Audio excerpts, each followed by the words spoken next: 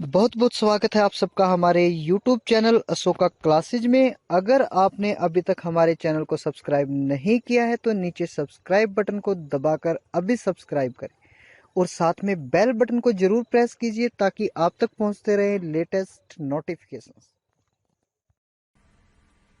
नमस्कार दोस्तों, स्वागत है आप सबका आपके अपने YouTube चैनल अशोका क्लासेज में। मैं अशोक कुमार आज आप लोगों के लिए टॉपिक लेके आया हूं national symbols of India, Bharat के राष्ट्रीय प्रतीक। आज हम इस टॉपिक पे बात करने वाले हैं। मोस्ट इम्पोर्टेंट टॉपिक है जीएस के पॉइंट ऑफ व्यू से। कई बार यहाँ से क्वेश्चन देखने को मिलता है, तो चलिए ज्यादा टाइम वेस्ट ना करते हुए स्टार्ट करते हैं आज का अपना topic national symbols of India. तो फर्स्ट है आपका राष्ट्रीय ध्वज। नेशनल फ्लैग की अगर बात करें तो भारत का जो राष्ट्रीय ध्वज है तिरंगा है, ये आप सबको अवगत है ही। तो भारत का राष्ट्रीय ध्वज तिरंगा है। ये 3 आयताकार पट्टियों से बना हुआ होता है। इसमें 3 आयताकार पट्टियां जो बनी हुई हैं, ये तीनों डिफरेंट कलर की हैं और ये तीनों ही कलर पर्टिकुलर किसी न किसी चीज को रिप्रेजेंट करते हैं। अगर इस पॉइंट पे हम बात करें कौन सा कलर किस चीज का प्रतीक है, तो इसमें फर्स्ट आता है केसरिया, यानी सैफ्रॉन जो कलर है आपका, ये किस चीज का प्रतीक है। अगर आपसे पूछ लिया जाए तो सैफ्रॉन जो रिप्रेजेंट करता है शौर्य, त्याग और शक्ति का प्रतीक है आपका केसरिया रंग। सेकंड आता है आपका व्हाइट कलर, यानी सफेद जो कलर है, ये शांति, सत्य और पवित्रता का प्रतीक है सफेद कलर। और थर्ड है आपका ग्रीन। अगर हम ग्रीन की बात करें तो ग्रीन जो है जीवन समृद्धि का प्रतीक है। तो ये तीनों चीजें, तीनों कलर इन चीजों को रिप्रेजेंट करती है, जैसा कि मैंने आपको बताया है। अब इससे रिलेटेड एक पॉइंट कई बार एग्जाम में देखने को मिलता है, झंडे की जो लंबाई और चौड़ाई का रेशियो है, यानी लेंथ इनटू ब्रेड्थ जो होती है हमारे राष्ट्रीय ध्वज की, वो कितनी होती है। ये हमेशा रेशियो होता है इसका 3:2। नेक्स्ट पॉइंट है सफेद पट्टी जो है, इसमें एक चक्कर बना हुआ होता है। ये चक्कर किस कलर का है, ये भी क्वेश्चन आपसे एग्जाम में पूछा जाता है। तो डार्क ब्लू कलर होता है, यानी सफेद पट्टी के मध्य में जो एक चक्कर बना होता है, इसमें स्पोक्स कितनी है, 24 स्पोक्स होती है और डार्क ब्लू इसका कलर होता है। संविधान सभा ने राष्ट्रीय ध्वज को कब स्वीकार किया गया था। अगर ये पॉइंट आपसे पूछ लिया जाए तो आप कह सकते हैं 22 जुलाई 1947 को संविधान सभा ने भारत के राष्ट्रीय ध्वज को स्वीकार किया था, यानी अपनाया था। राष्ट्रीय ध्वज से रिलेटेड कुछ और पॉइंट हैं। कुछ समय पहले अगर देखा जाए किसी भी निजी संस्था को या फिर किसी भी व्यक्ति को फ्लैग जो आपका राष्ट्रीय ध्वज है इसको फहराने की अनुमति नहीं थी। जैसा कि आज आप देखते हैं हर व्यक्ति और हर एक संस्था, कोई भी प्राइवेट संस्था चाहे तो फ्लैग जो है आपका राष्ट्रीय ध्वज जो है इसको फहरा सकते हैं।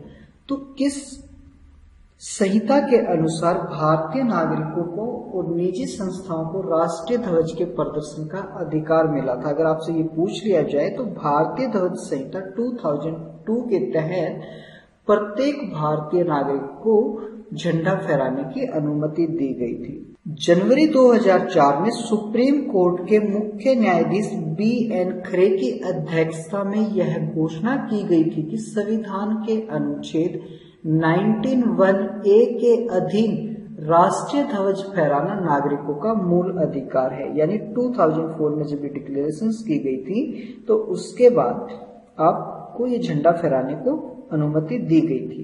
इससे रिलेटेड कुछ एक और पॉइंट है। भारत का जो राष्ट्रीय ध्वज है पहली बार कब प्रदर्शित किया गया था, यानी भारत के राष्ट्रीय ध्वज का प्रदर्शन फर्स्ट टाइम कब किया गया था।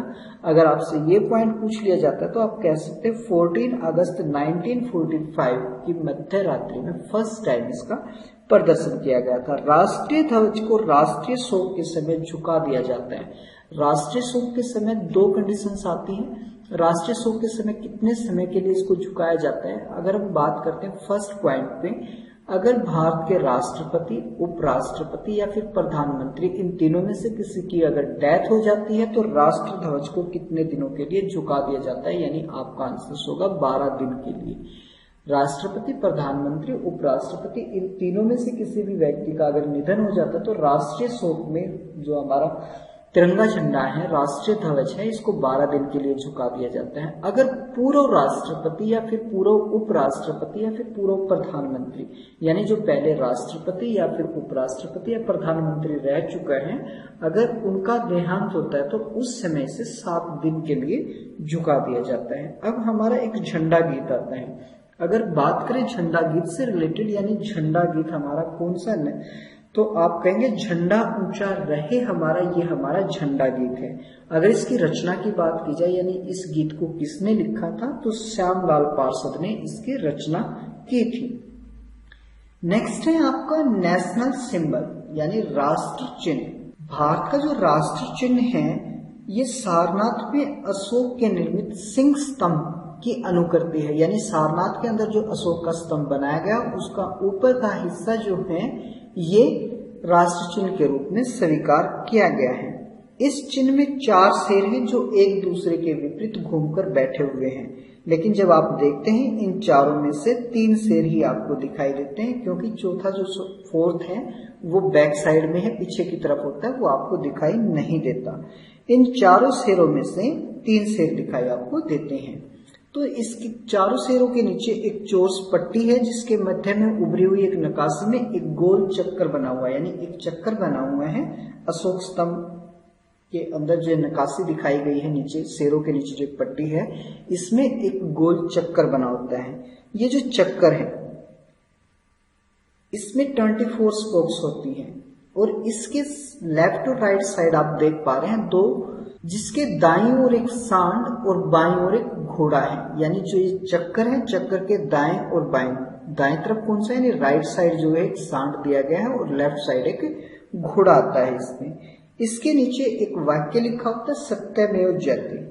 जो ये वाक्य है, सेंटेंस जो आपको दिया गया सत्यमेव जयते जो है, ये मुंडको उपनिषद से लिया गया एक सूत्र है सत्यमेव जयते, जो कि देवनागरी लिपि में लिखा गया है। अगर आपसे पूछ लिया जाए सत्यमेव जयते का अर्थ क्या है, मीनिंग क्या है, अगर मीनिंग की बात करें सत्य की ही विजय होती है, ये सत्यमेव जयते का अर्थ है। अब क्वेश्चंस ये भी अराइज हो सकता है, सरकार ने राष्ट्र चिन्ह को कब स्वीकार किया था, यानी इसको कब अपनाया था। तो सरकार ने राष्ट्र चिन्ह को 26 जनवरी 1950 को स्वीकृत किया था। प्रशासनिक कार्यों में अलग अलग कलर के राष्ट्रीय चिन्ह प्रयोग किए जाते हैं।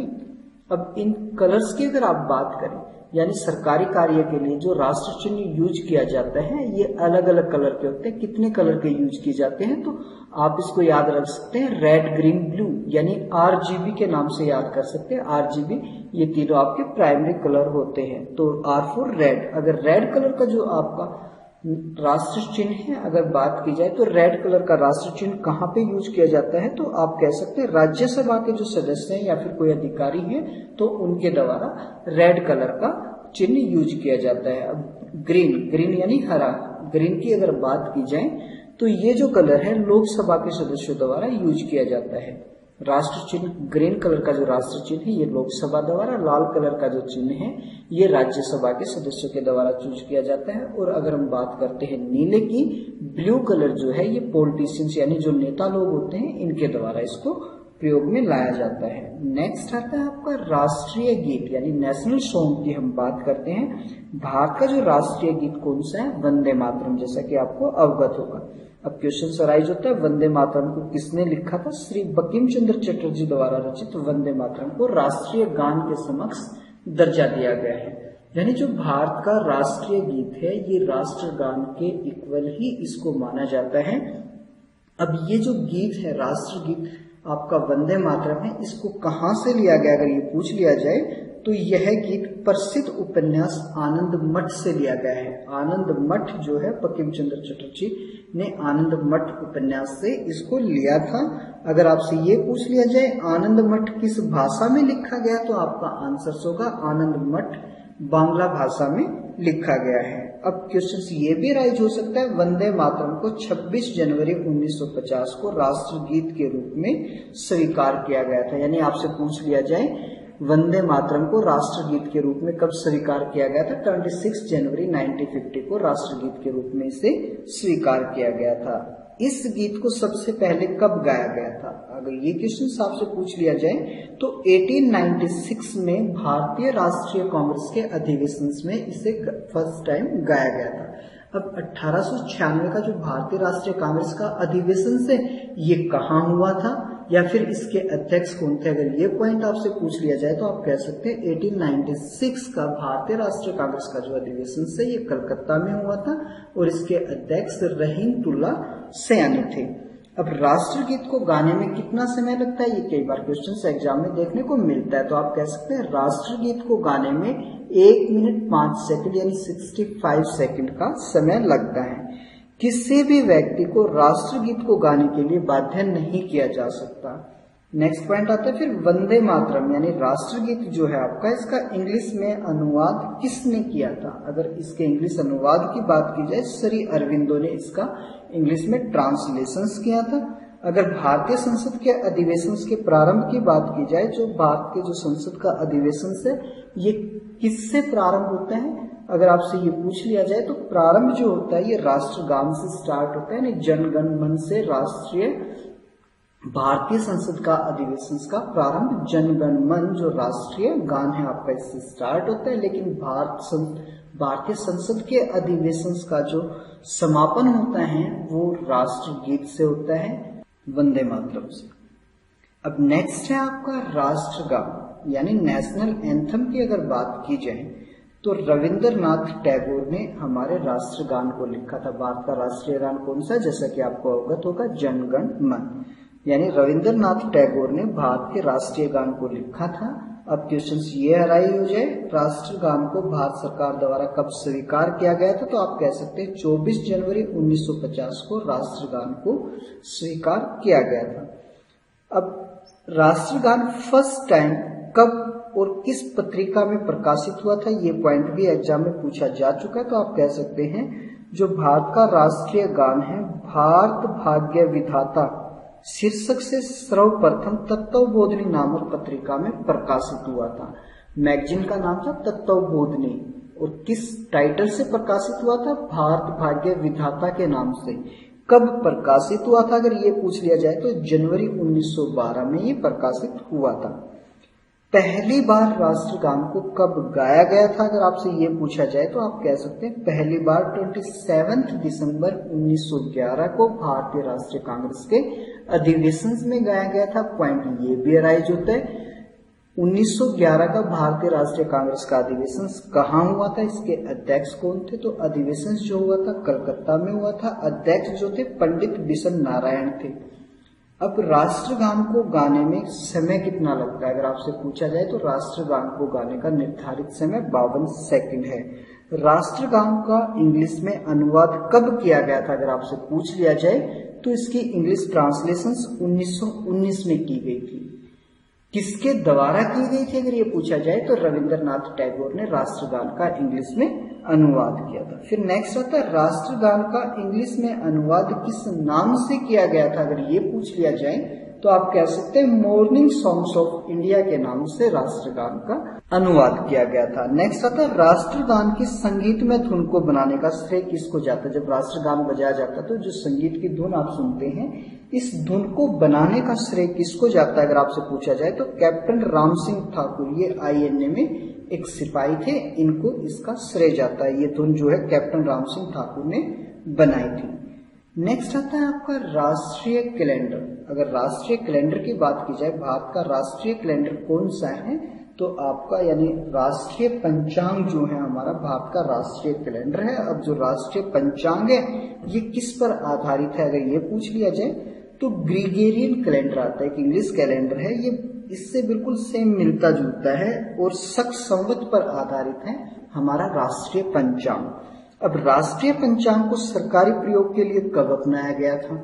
अगर देखा जाए तो राष्ट्रीय पंचांग को सरकारी प्रयोग के लिए 22 मार्च 1957 को अपनाया गया था। शक संवत किसने चलाया था? जो शक संवत पर आधारित हमारा राष्ट्रीय पंचांग है, शक संवत किसने चलाया था? अगर आपसे पूछा जाए तो कनिष्क ने चलाया था, यानी कनिष्क के काल में चलाया गया था। अगर पीरियड की बात की जाए 78 यानी 78 ईस्वी में इसे चलाया गया था। फिर क्वेश्चन एग्जाम में ये भी देखने को मिला है शक संवत का पहला महीना कौन सा है? अगर शक संवत के पहले महीने की बात की जाए तो पहला महीना चैत्र होता है, यानी अप्रैल में जो स्टार्ट होता है। और शक संवत का अंतिम महीना अगर आपसे पूछ लिया जाए तो अंतिम महीना फागुन होता है, जो कि मार्च में आता है। आप इसको फाइनेंशियल ईयर से ले सकते हैं। फाइनेंशियल ईयर आपका अप्रैल में स्टार्ट होता है और एंड मार्च में होता है। अब अगर डेट की बात करें, सामान्य वर्ष में शक संवत कब स्टार्ट होता है? तो सामान्य वर्ष, नॉर्मल वर्ष में ये कब स्टार्ट होता है? 21 मार्च को स्टार्ट होता है। और लीप वर्ष की अगर बात की जाए तो लीप वर्ष में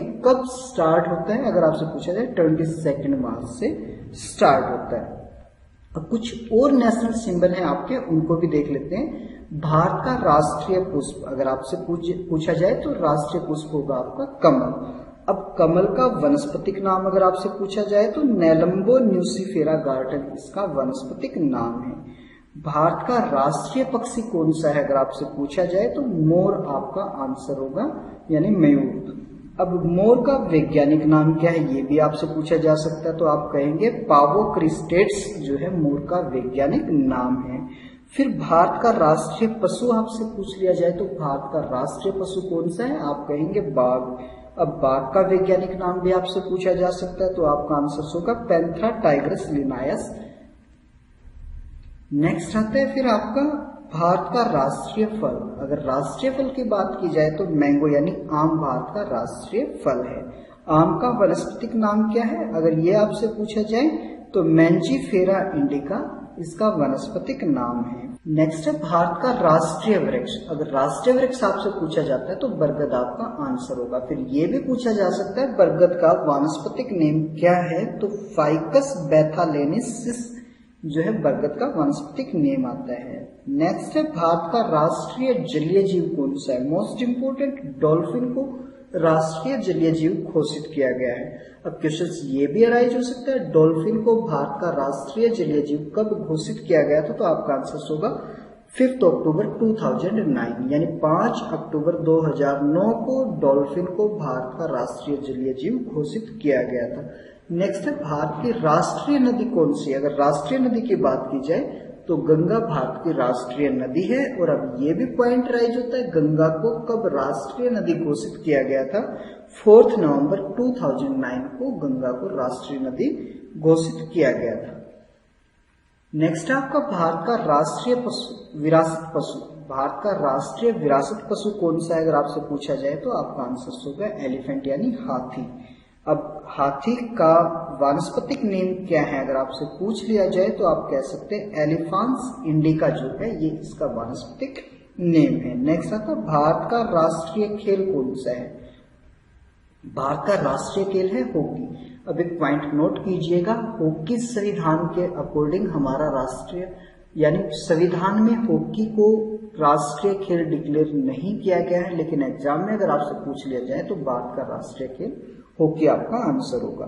भारत की राष्ट्रीय मिठाई कौन सी है? यानी भारत का राष्ट्रीय मिष्ठान की अगर बात की जाए मिठाई होगी आपकी जलेबी।